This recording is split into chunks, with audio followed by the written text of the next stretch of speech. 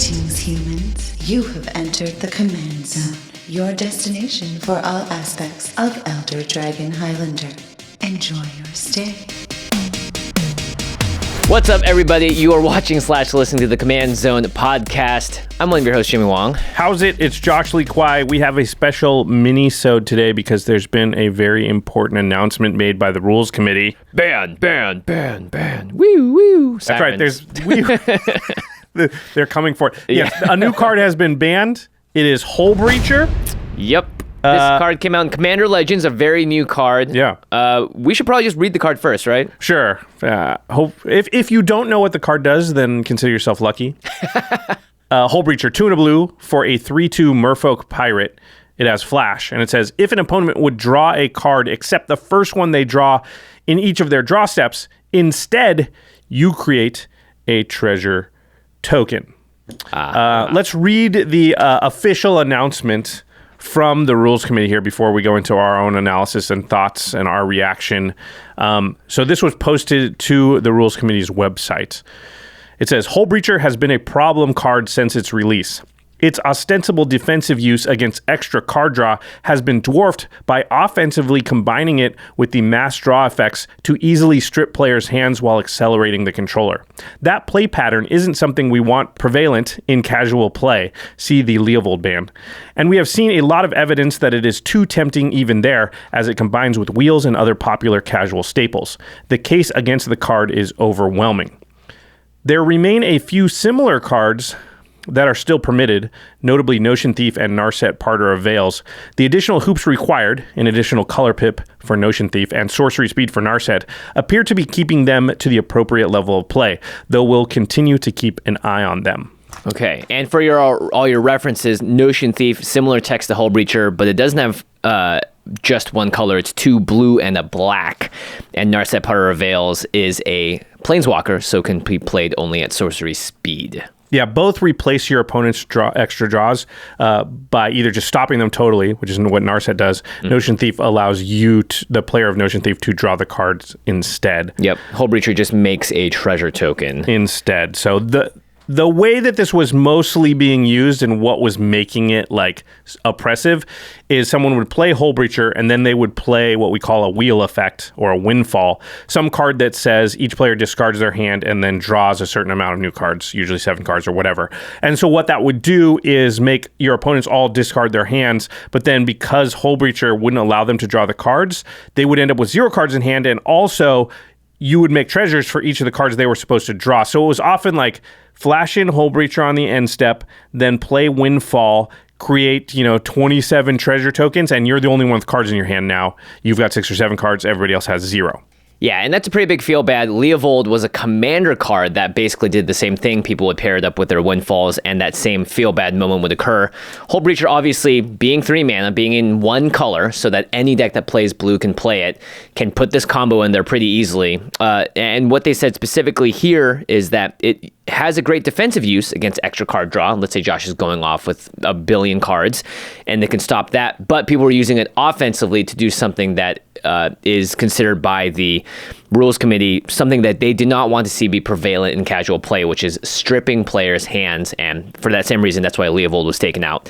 And Leovold especially was a bad contributor because it could be your commander. So Hullbreacher has, again, it's 1 color, flash speed, 3 mana, hard to interact with. And so for a lot of those reasons combined, people on the Rules Committee, as well as the Commander Advisory Group, decided that this card had an overwhelming amount of evidence against it that it should be banned. Jimmy, when we did our set review for Commander Legends, we hit Hullbreacher pretty hard. Neither of us liked it. I think we're complaining about all this stuff then. What do you feel, though, about the banning? It's tough because banning's always, it feels like they come out of nowhere. And typically we don't, we've talked a lot about this. We don't see what goes into the testing of the banning. Are they just basing it off their own play group?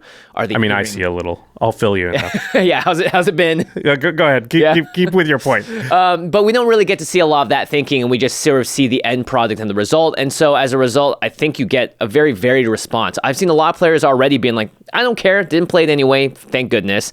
And a lot of people asking, well, where is the line? Is this a slippery slope? Should we be banning other uninteractive cards like Thassa's Oracle. And so that sort of argument always happens post bannings.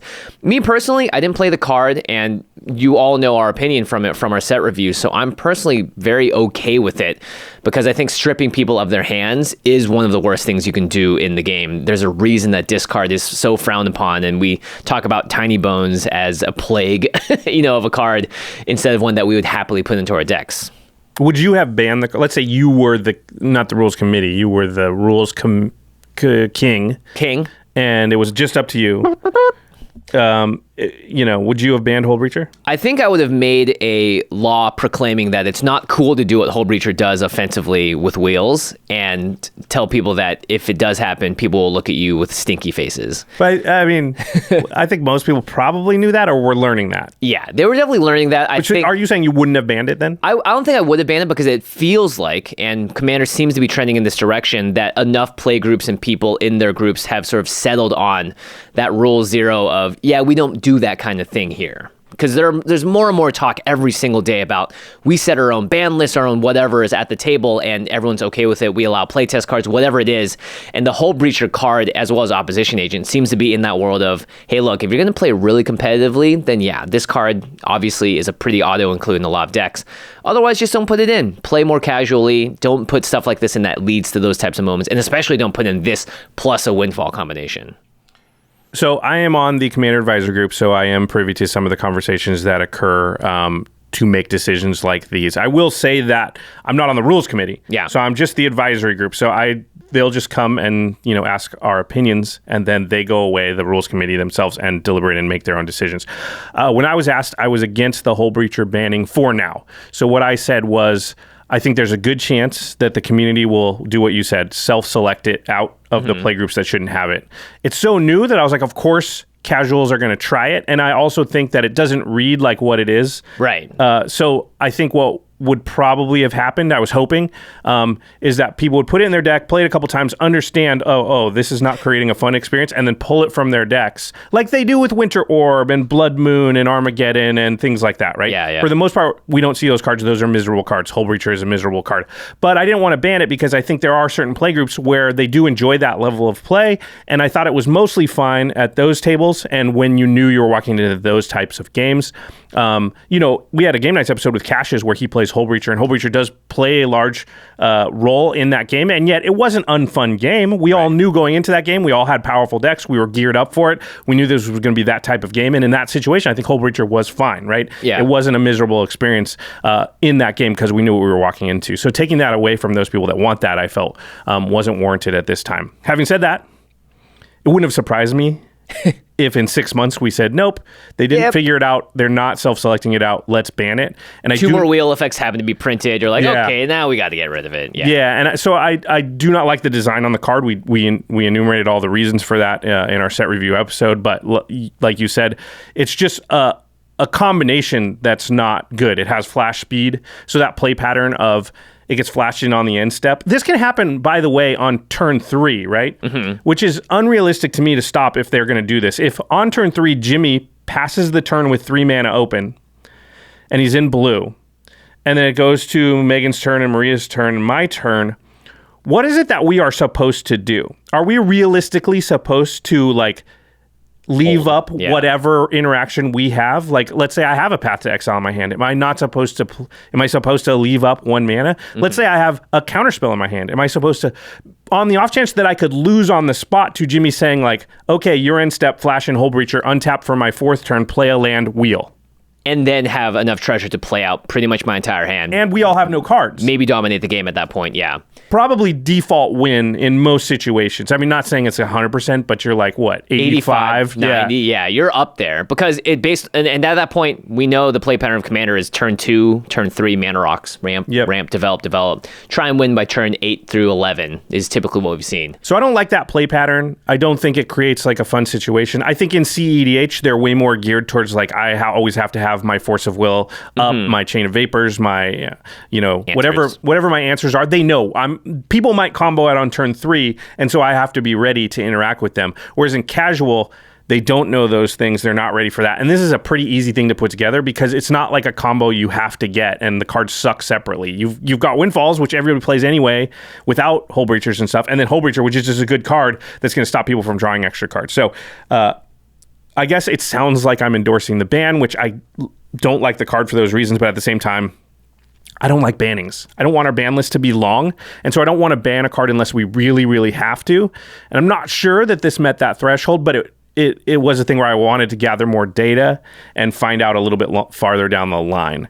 To answer your question earlier about testing that the RC and the CAG do, that there's not like any database that I can think of, and their answer to that, if you said, well, why don't you gather data, would be like, it's very hard to gather data. True. How would we do it? I think Sheldon's stock answer from years ago was like, well, it would take $1 million to gather that kind of data. And so, as soon as somebody wants to give us that, we will gather it. I think that's not necessarily true. There are ways to gather the data. We've tipped our toes in the water of doing that. It's not cheap, but it's not $1 million. So I think data gathering could be done. Wizards definitely does a certain amount of data. I don't know how much gameplay data they have.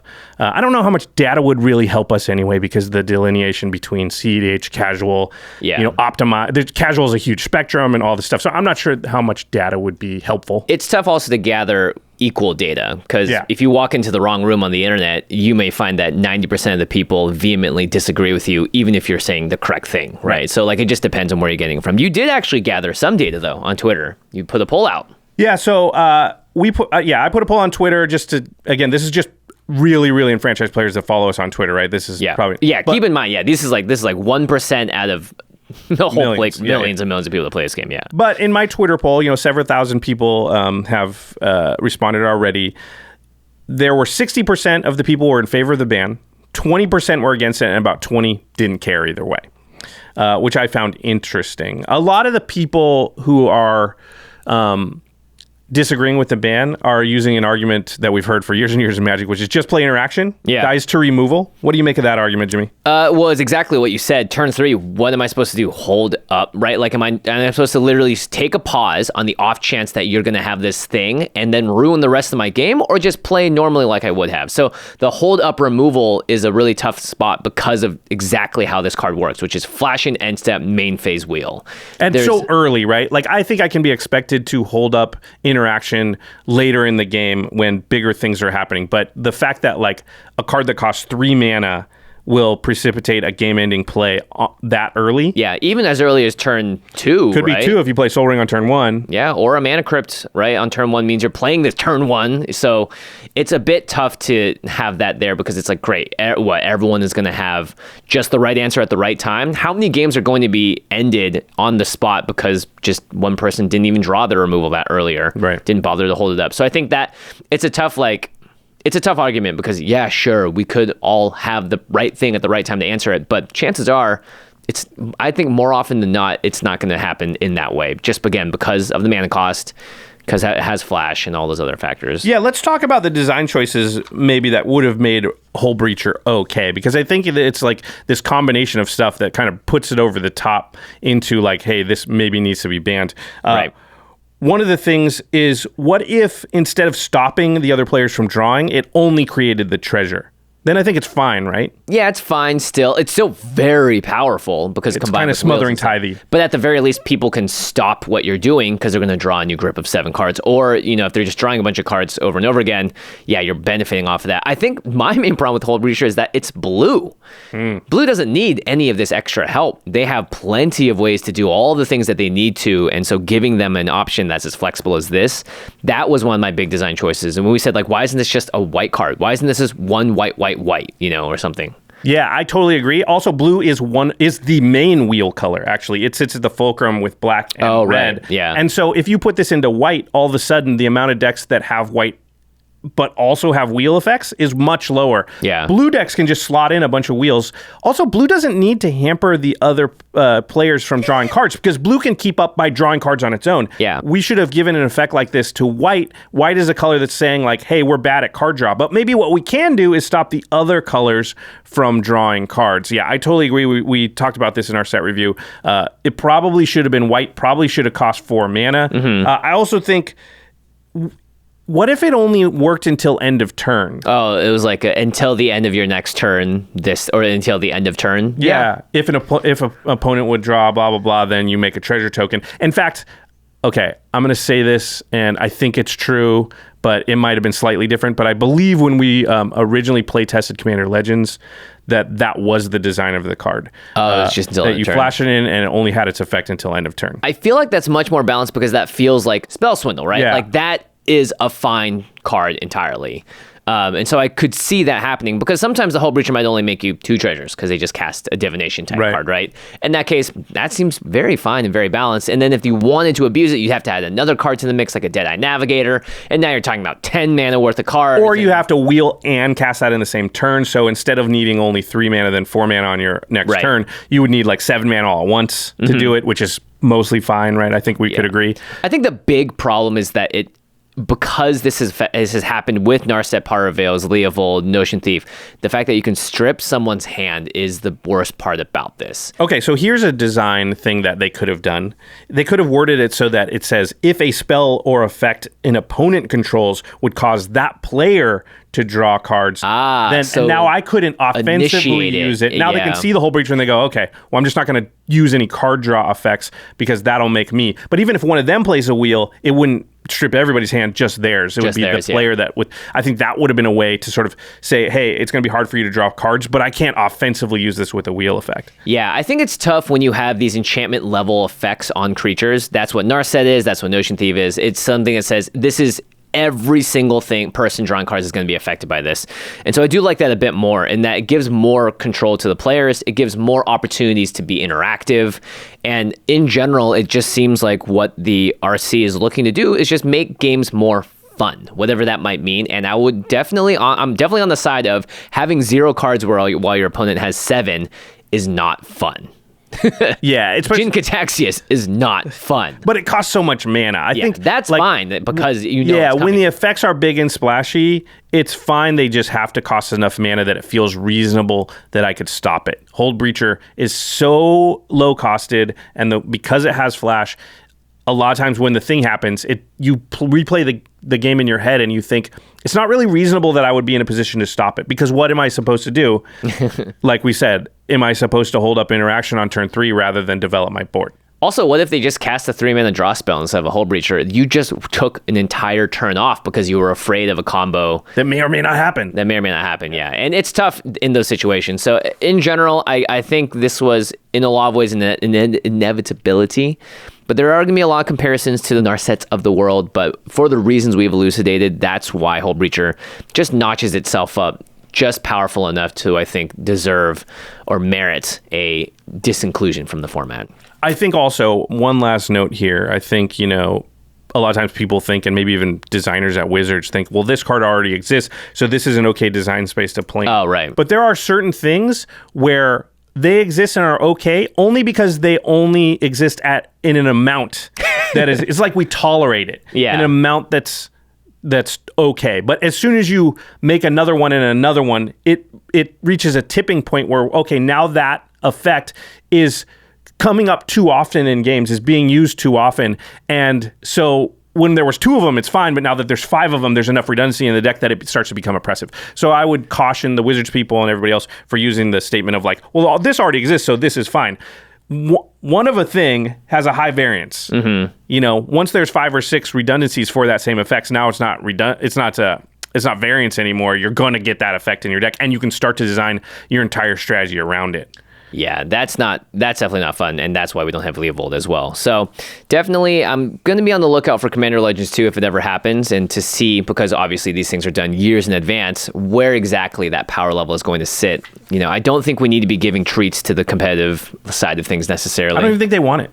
Yeah. Right? I think they want the cards to be not oppressive to the point where, like, they don't want Thassa's Oracle to exist. I don't even think they want Hullbreacher to exist, right? They want to find interesting ways. They don't want the whole format to revolve around a card 3 or 4 different things. Yeah, that's why Flash is out of here, right? Yep. Okay. All right, to the listeners, you guessed it. What do you think about the Hullbreacher ban? Was it good? Was it bad? Do you not care?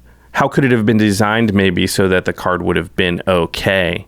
That question I think is the spiciest. Yeah. And I really like if an opponent controls the effect, then it happens. Right. That's something interesting to think about. All right, before we go, we want to give a big shout out to our new Game Nights deck box. The Kickstarter is it's up. It's available right now, but we got to say it's a limited supply product. You're looking at it on screen if you're watching the YouTube video. It's super nice. It's one of the UltraPro like Mythic Alcove boxes. It's got embroidered stitching, the Game Nights logo. It looks super classy and stylish. It's also really high quality. The magnets on it are super strong. Can hold 2 double sleeve commander decks, plus has a third compartment for dice and things like that. The Kickstarter link will be in the show notes. Easy to find, but it could sell out. It's been selling pretty fast, faster than we thought. So there's it technically says there's 20 something days left, but it's probably going to sell out before we hit the end of it. Anyway, all this is to say, if you want the deck box, if it looks cool to you, if you want to rep your support of Game Nights, then get on over there to the Kickstarter, place your order right now. All right, big thanks to our amazing team here at the Command Zone: Lady Danger, Manson Lung, Craig Munchett, Ashlyn Rose, Alfred Estaka, Josh Murphy, Jake Boss, Patrick Han, Jordan Bridgen, Arthur Meadowcroft, Sam Waldo, Grav Galati, and Dan Sheehan. Nice. Almost have to take 2 breaths now. There's so many people. I take a big breath before I start, but I can never get to, thanks to Jeffrey Palmer, who does the living card animations that start our show on our YouTube channel, sometimes live behind us here on set, and you can always find him at Living Cards MDG. Now, if you can do the whole thing in one breath, then you're a Navy SEAL. Yeah, and Hullbreacher is weaker than you. I don't know. Yeah, you're a Navy SEAL. That's better. Or a Navy Merfolk. I appreciate the attempt to tie it in. All right, everybody. Thanks for watching. See you next time. Peace.